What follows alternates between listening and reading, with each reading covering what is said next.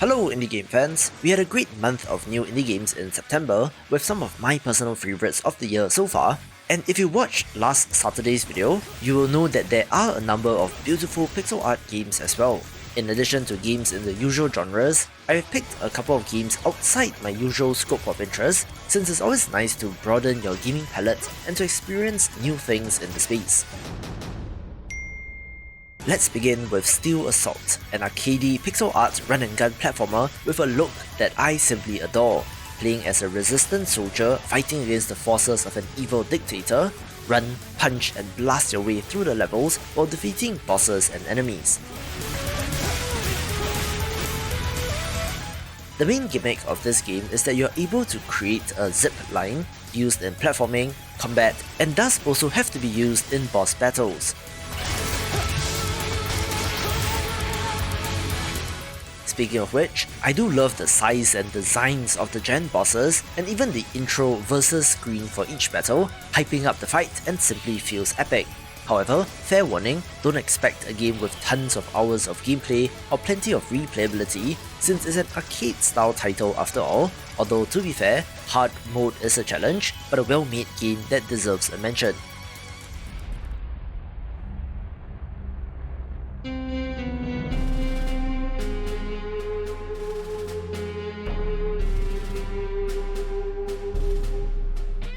An amazing indie developer story is that of Freebird Games, since they somehow managed to find success in the narrative adventure game space while using RPG Maker, which, let me tell you, is no simple feat given the stigma in both of those spaces. If you're not familiar, this is the developer that made the emotional To the Moon in 2011, an indie game that is often cited as one of the must-plays of all time, and since then, they've released A Bird's Story and Finding Paradise, with their latest title, Impostor Factory, being set in the same universe.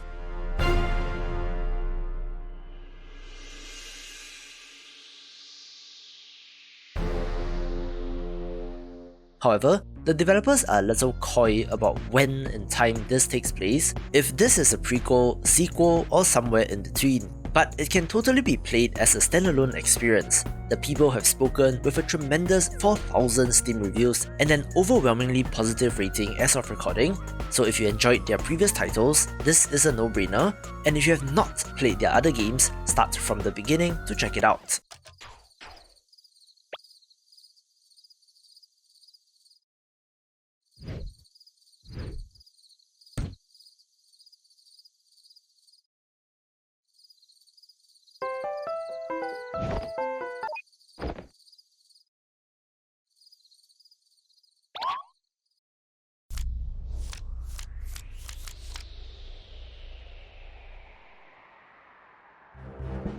In 1972, a crack commando unit threw me in a prison for a crime I didn't commit. You're under arrest for a crime you didn't commit!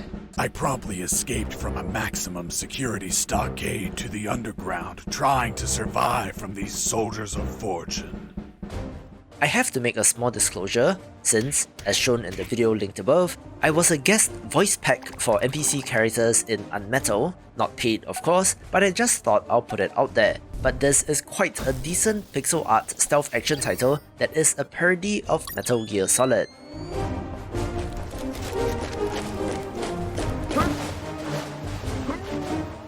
You play as parody Solid Snake, finding yourself behind enemy lines and need to find a way to escape. Cat. The humor in this game is something else, not quite laugh out loud or absurdist, but pretty funny and enjoyable nonetheless, with decent action, puzzle and stealth game components rounding off the package. For the love of God, where have you been? I thought you were dead.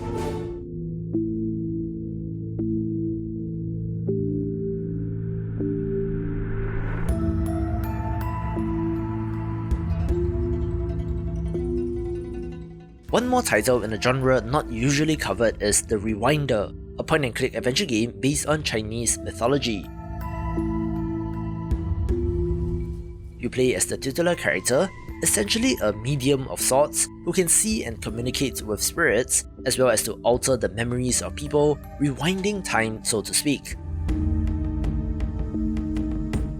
You begin the story investigating a small village with a number of restless spirits, having to uncover the mystery, but do eventually get dragged into a larger one, where I'm a little conflicted on the pixel art here, since the cutscenes are gorgeous, but the actual gameplay portion not so much, but a great adventure game for fans of the genre.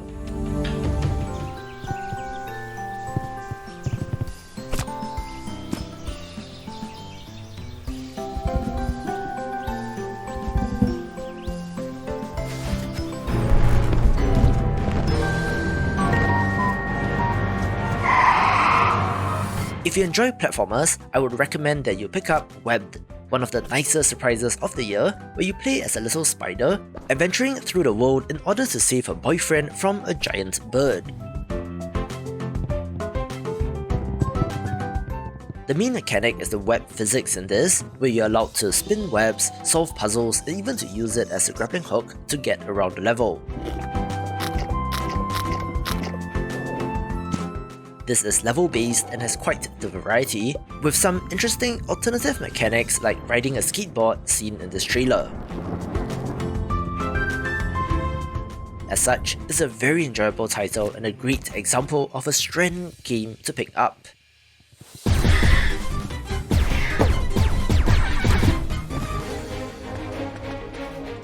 If you're in the mood for an action-adventure title with farming elements, look no further than Kitaria Fables, a very well put together title, where its main weakness, if you can call it that, is that it isn't anything that you have not seen before.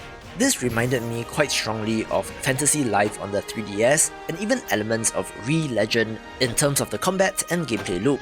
You play as an anthropomorphic cat, having to fight against a rising evil by exploring dungeons and the wilderness, but there is farming and mining with a crafting system in order for you to get better equipment. Nothing too crazily innovative, but a very well made game worth a play.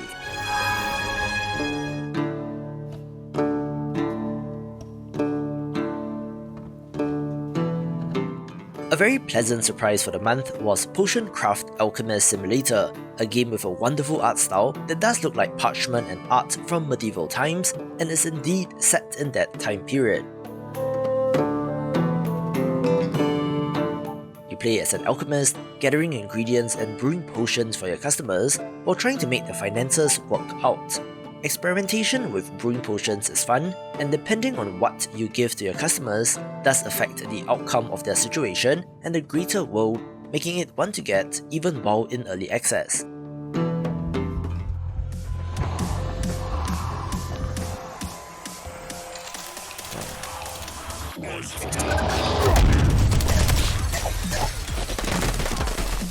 I am very happy to see the success of Madness Project Nexus, a top-down action title that describes itself as a run-and-gun / beat-em-up.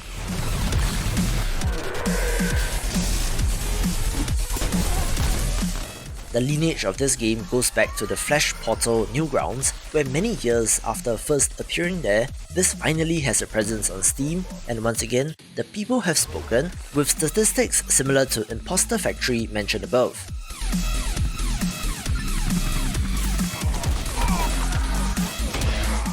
However, it is a very different type of game, being an all-action entry, so if you love top-down action, this is not to be missed.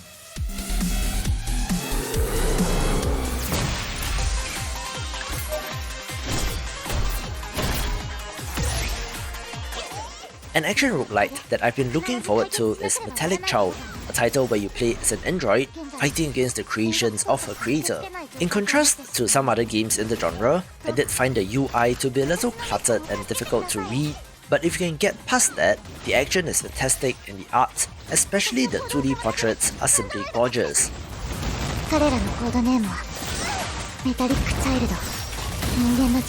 There is somewhat of a Souls-like stamina meter here in the form of an energy bar, which is consumed by special attacks and recharged by normal ones, which gives the combat a good pace. There is meta progression here in the form of permanent upgrades, having many of the expected elements from a modern one of these, even having a Mega Man-like aspect with the different bosses that you face, making it another good entry for the month.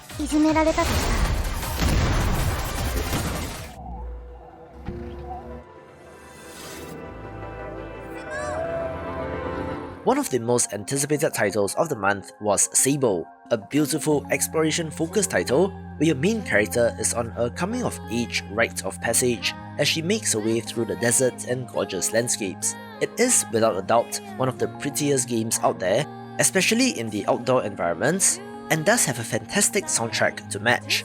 A couple of you in the comments did correct me as well, since I previously described this game as having stop-motion animation, where the correct term is frame-reduced or low frame rate animation, with the example given being Into the Spider-Verse, which gives this game some added personality, although do be warned, I have heard reports that this slightly unnatural movement does give some people motion sickness.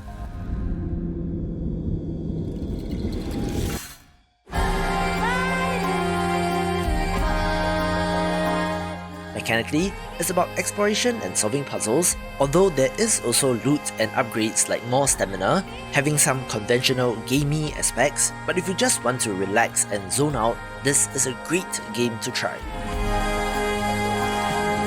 Disciples, today I have finally returned to take my revenge, and this time, the fight will not be on equal terms. If you enjoy roguelite RPGs, the no-brainer pick of the month is Rogue Lords, one where you play as the devil and handpick a team of 3 of the greatest villains in history, both real and fictional, in order to get your revenge on the demon hunters. It is fairly play by numbers from the nodes on the map and the Slay the Spire style energy system, but as the devil, you're able to cheat and mess with the world to your advantage, such as reducing an enemy's health or removing one of their buffs. As such, this is a very clever twist on the formula that's worth checking out. Back my rightful place.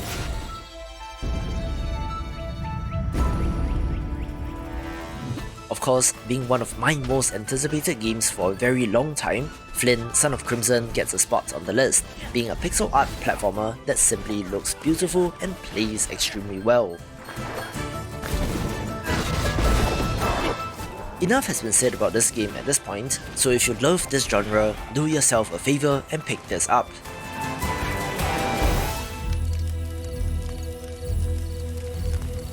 Oh, don't even get me started on the humans.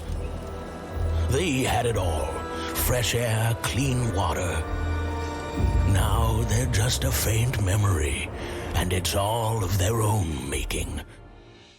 Another nice surprise of the month was Timberborn, a survival city builder where you play as a tribe of beavers in the post-apocalypse, gaining enough intelligence to build even more amazing structures and buildings, harnessing and bending nature to their will as they prepare for droughts and floods. In a way, it's a cautionary tale for us humans in that while we currently have it all, so to speak, and are about to squander it all due to environmental destruction. The city building in this game is amazing, with a focus on verticality, and you can even terraform the land through the use of dynamite. There are some kinks to be worked out, but it is in early access, with more factions and mechanics to come, but I would hazard a guess to say that this has the potential of something like a RimWorld or Factorial, making it one to watch. We work hard every day and every night. Well, a beaver's gotta rest sometime, right? We make Earth a home for all the beavers. We are Timberborn, and we are going to thrive.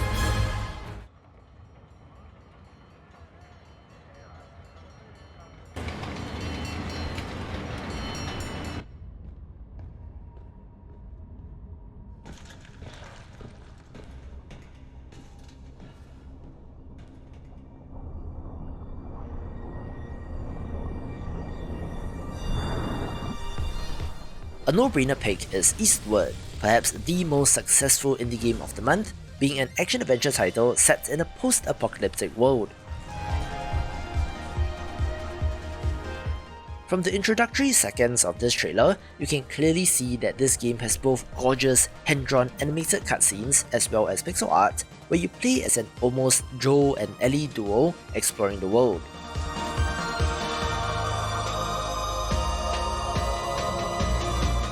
humanity has been driven underground by some sort of toxic presence on the surface, where our dynamic duo hopes to find their way to the surface to see what's out there.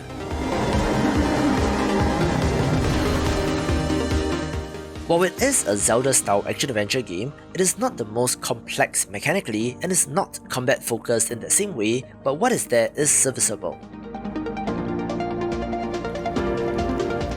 Common complaints are also that the plot is a little convoluted and there are quite a number of cutscenes, but taken as a whole, this game is still very good and worth every penny.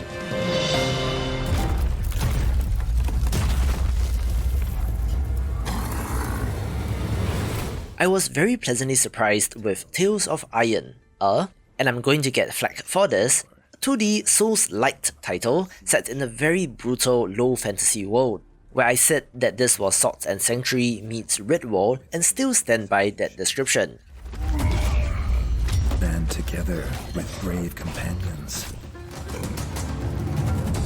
Brew empowering recipes. You play as the Rat King in Waiting, whose kingdom was invaded and conquered by the Frog clan on the day of your ascension, so you now have to gather your scattered troops and to take your revenge. It has the Souls-like trope of unlocking shortcuts during exploration, deliberate combat, although there is no stamina bar, and some of the most brutal combat and execution animations out there. Add to that, having the voice of Geralt of Rivia narrating the game, and you certainly got a winner, taking the #1 spot. For more Souls-like titles, watch these videos and I will see you after the jump. Restore your broken kingdom.